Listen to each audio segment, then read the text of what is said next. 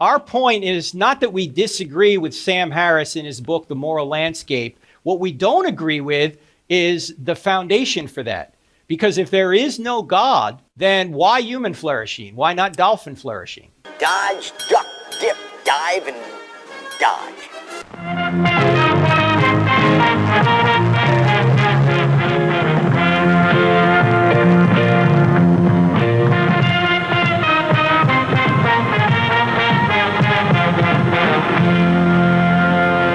Welcome back everyone to Bridge the Divide, where we examine irrational beliefs, the irrational behaviors that often follow, and how we, with education, rationality, and reason, can bridge the societal divides that they create. Today, we're taking a look at a video from that eternal source of unintentional hilarity, Frank Turek. This one in particular being recorded at one of his little ego-stroking, propaganda-spreading, book-selling engagements. Now, for a little context, during his seminars, Frank often likes to take swings at physicist and cosmologist Lawrence Krauss and his 2012 book, A Universe from Nothing. And he generally does this by, completely misrepresenting it. Rule 1, you don't punch above your weight. Honestly, in the list of texts that are willfully misrepresented by apologists and creationists, Krauss's book is probably only surpassed by Darwin's Origin of Species. But now that I'm thinking about it, probably the Bible itself too. So during the Q&A portion of the seminar, somebody asks Frank where he thinks the burden of proof lies for claims made about his God. And while the answer to that should be pretty freaking simple, the burden of proof for the positive claim is assumed by the claimant, which would of course be Frank himself. But this is Frank Turek we're talking about. So if a pattern of past behavior is any kind of an indicator at all, he will likely do whatever he can to avoid directly addressing that. So let's dive in and see just how his dodgeball skills are holding up these days.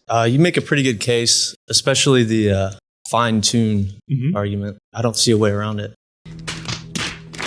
While I totally understand that some theists out there desperately want this argument to be true, in reality, fine-tuning has been put to bed so many times I honestly don't know why they keep dragging it back out. The fine-tuning argument, or the argument from design, which itself is just a modernized version of the teleological argument, claims that the present universe, including all of the laws that describe it and the initial conditions from which it developed, only permits life because of how precise those laws and conditions are, as any change in them would render life impossible. Now, obviously, there is one glaring issue with that definition that I just provided, and that is the generalization of what life is. So really, the more intellectually honest way we could put that is not life in general, but life as we currently understand it. But that is just one of a host of major issues with this argument. Others being the multiverse theory, the normalizability problem, probability itself, and causal ramification. But the largest issue is the assumption that the assumed improbability of the universe existing in this specific way logically entails that the existence of life, or more specifically, human life as we understand it, is intentional, as opposed to the emergence of life being a result of the conditions that facilitated its propagation. Given that the very argument itself is predicated upon the assumption of the existence of something that had the intention to bring about life on this planet as we currently understand it, we can rationally discard this argument until such an entity with such capabilities and such intention is demonstrated to actually exist.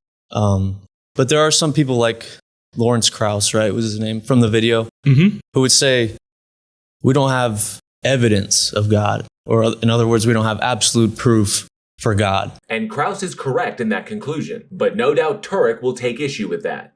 What would you say to people who, like atheists, who would say the burden of proof lies with theists and not with atheists? This is also correct. The burden of proof for the positive claim is on the claimant, and given that atheists only require rational justification for their disbelief that such an entity exists, the burden that ultimately rests upon the theist, given that valid argumentation alone is not evidence for anything, to demonstrate their asserted entity actually exists. Well, when he says absolute proof, I'd ask, what do you mean by absolute proof? Oh, I see someone's been calling the Jordan Peterson hotline for dialectical advice. In the strictest sense, absolute proof would be a fact or a piece of evidence that is completely free of doubt and therefore certain. A good way to demonstrate this would be something that is necessarily true, meaning that it is true in all possible worlds because the contrary would be impossible. And while science itself doesn't deal in absolutes, what Krauss said here actually tracks, given that science also doesn't deal in theological speculations about the universe. If the thing that is being described is definitionally immaterial and contradictorily exists outside of space-time, thus leaving any assertion as to this thing's existence reliant upon an appeal to mystery or an appeal to magic, then science would view the apparent unobservability of such an entity as strong evidence that it doesn't exist, at least in any way that the field of science should or would be concerned about.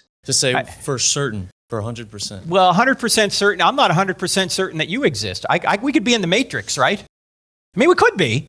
I mean, I don't think that's true, but it's possible we could be in the Matrix. Yes, Frank, we all know that there is currently no solution to the problem of hard solipsism. But hey, at least he got it out of the way early. Usually it takes an hour or more for the theists to get so cornered that they start bringing up Descartes' demon. So I'm not looking for 100% certainty. I'm looking for certainty beyond a reasonable doubt. So long as you remember that there is a world of difference between your personal beliefs and statements that you make about the external world, Frank. Just because in your mind you are certain that a God exists because of the information you've accepted and the information you've willfully rejected, does not indicate that any such entity exists in external reality. And let me give you an analogy of this. I know atheists are fond of saying, well, I just lack a belief in God, and you have all the burden of proof to say that God exists.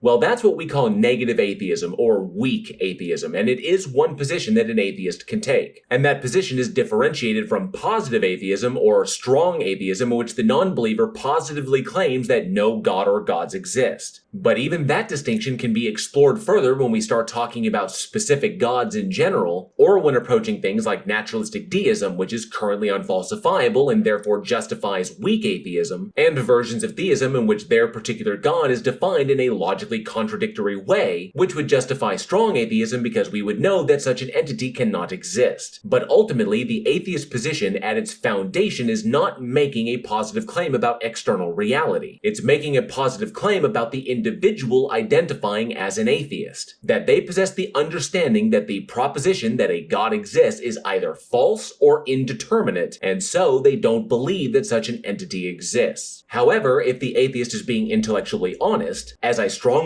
advocate for here on this channel, their position would of course change with a demonstration of the existence of such an entity independent of mind and context without begging the question, which of course is the burden of proof that the theist is assuming when they claim that they know this thing exists in external reality. I put up some evidence here earlier today that, okay, for example, the universe had a beginning and it's fine-tuned. I was about to talk about the moral argument. Let's just take those three arguments. The argument that the universe had a beginning, the argument that it's fine-tuned and life is designed as well, and the argument there are objective moral values.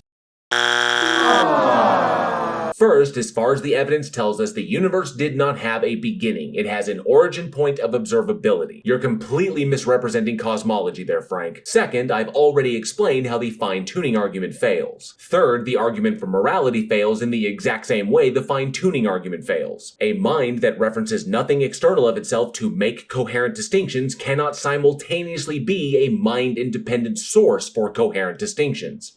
These, to me, seem like they're evidence for a theistic God, a spaceless, timeless, immaterial, powerful, moral, personal, intelligent creator who created and sustains all things, right? So, Frank, despite the fact that you just defined your God into existence, as well as having all of the attributes of something that doesn't qualify as existing in any coherent sense, that doesn't get you to the justification you need to claim this thing exists as a concrete entity. You can certainly believe this thing exists because you've convinced yourself that it necessarily must exist, but whatever personal desires happen to be flitting around that belfry in between your ears are completely irrelevant when it comes to making claims about external reality. I'm giving that evidence. Too bad those aren't evidence. Those are assertions about things in the natural world that assume that your particular version of your God exists. Which means the only way that they could actually be evidence is if you were to demonstrate that your God exists and the relationship between it and the thing you're calling evidence. Without that, you're just begging the question. I'm now going to ask the atheist. Oh, these are always fun. I bet, Frank, that you're going to ask the atheist to justify some metaphysical position that you hold in your theistic worldview without appealing to your God. If there is no God, how do you explain these things? These truths? Wow. You are psychic. Seeing as how the specific metaphysical positions that you hold to in your worldview, Frank, require the existence of your God to be true, Obviously, the atheist will likely not hold to the same metaphysical positions that you do. But were I to answer your questions, cosmology takes care of the first point by acknowledging that what we call the Big Bang was in fact not the start of the universe, but is the origin point of observability for this state of the universe. Regulatory theory takes care of the second point by exposing the circular nature of necessitarianism, and the Euthyphro dilemma takes care of the third point by confirming moral relativism in response to the theist's rejection that their God cannot be ultimate. You lose! Good day, sir! I mean, Lawrence Krauss admits that there was a beginning to the universe. Now, he tries to come up, as I say, with this argument that the universe came from nothing and by nothing without a cause, but his nothing is not nothing, as we've seen. It's actually something, so his argument doesn't work. Tell us you didn't understand Krauss's book without telling us. So I would ask Lawrence Krauss, well,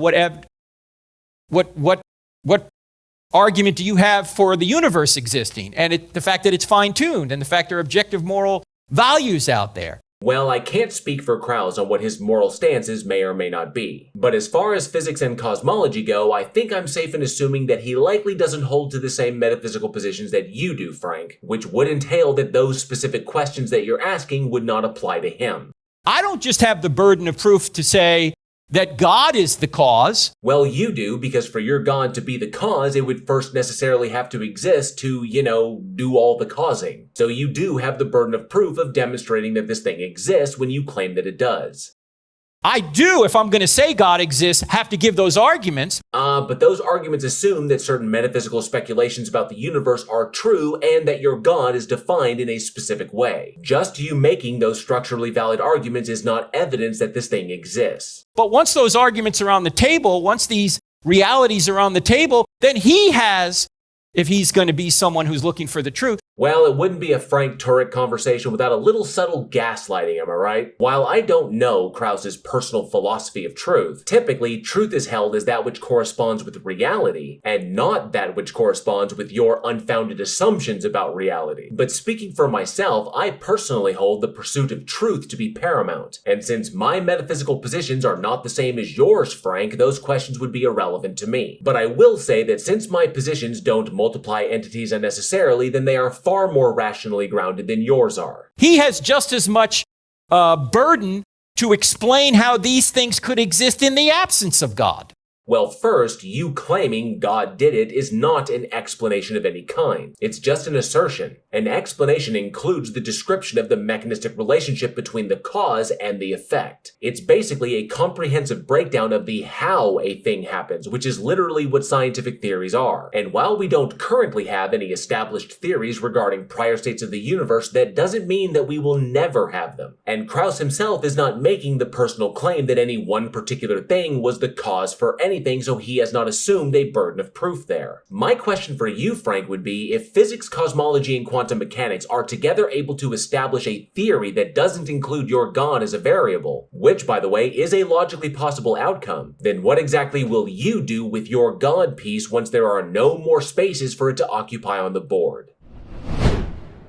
So when it comes to apologist grifters like Frank Turek, I know it can be hard to conceptualize how we can bridge the divide here. I'll admit that his combination of Dunning-Kruger and self-help guru presentation style make him a darling for the desperate validation-seeking believers that he targets. But I personally don't think that the size of the charlatan will ever preclude them being taken to task. So I feel the best way to approach this is by doing exactly what predatory conmen like Frank Turek don't want you doing. And that is using every single ounce of your critical faculties. Frank's entire model banks on people not reading anything other than the Bible, and of course the books that he sells them. He banks on his audience possessing less philosophical acumen than he does, which, now that I'm thinking about it, I can't even really see how that's possible. The weakness in his armor, however, is just how unfathomably ignorant he is of so many different fields. And doing the work that will invariably ensure that his targets are aware of that is what will inevitably slow and maybe one day even stop him from preying upon the vulnerable. With that in mind, the best recommendation I can make is for you to listen to what these people are telling you not to do, and then immediately do the opposite. If they don't want you to read a specific book, then you need to read that book at your earliest convenience. If they don't want you talking to a certain group of people, then you need to dive headlong into conversations with those people. If they don't want you learning about something, then you need to find the nearest lesson on that thing. Because people like Frank Turek don't find their power in the knowledge that they have. They only find it in the knowledge that you don't.